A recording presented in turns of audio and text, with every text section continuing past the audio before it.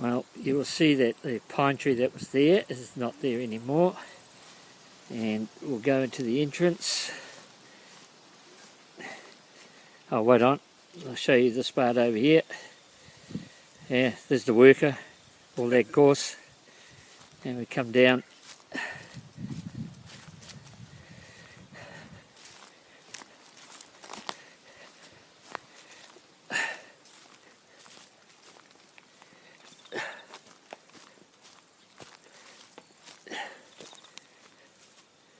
You can see, and there's Mr. Bone in the background, Auntie Kath, Uncle George, Mum, Dad and Teropera over here, and then Koro and Queer, and Uncle Sid and Auntie Olive and young Peter, of course. I think we've given it a fair whack. We've now sprayed so we can't cut anymore, and as you can see, Wallace is just giving it another touch, but we've widened the entrance, as you can see. Still a bit to do, but we'll come back later on in the year and we'll have another bash at it, but it's looking much cleaner and for the whānau. So we've been lucky with the weather, and there you are, you can get a full, you remember that pine tree that was on this site here, Barry, and the gorse that was around it?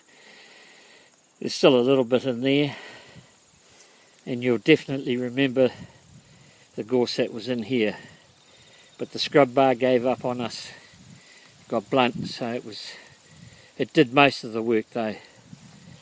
Okay, so I'll post this on Facebook,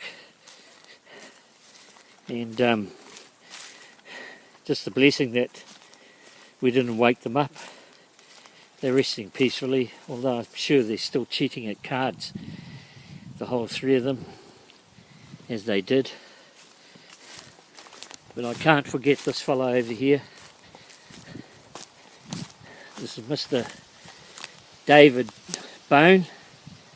He was born in 1832 and he passed away in 1901, I think it is.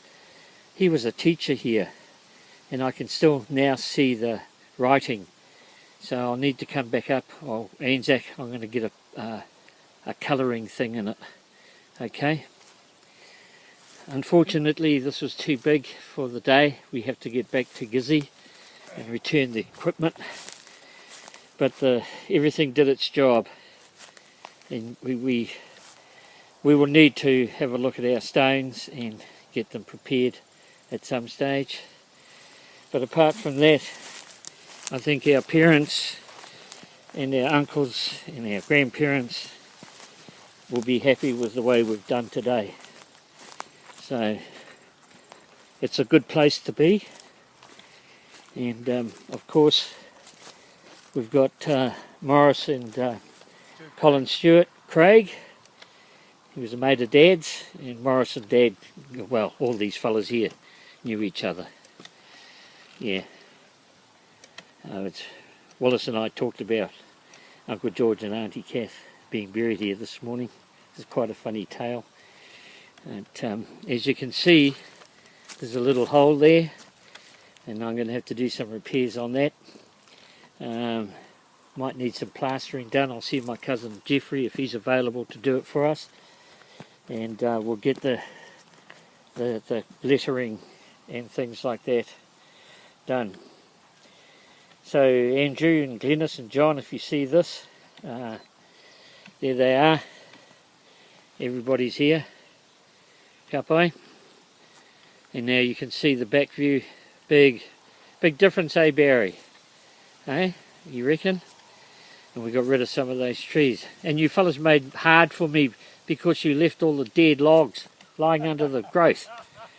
Yeah, never mind. You're forgiven. You started it, and we're continuing with it. So that's good work, and we must thank our mate GT for coming up here also.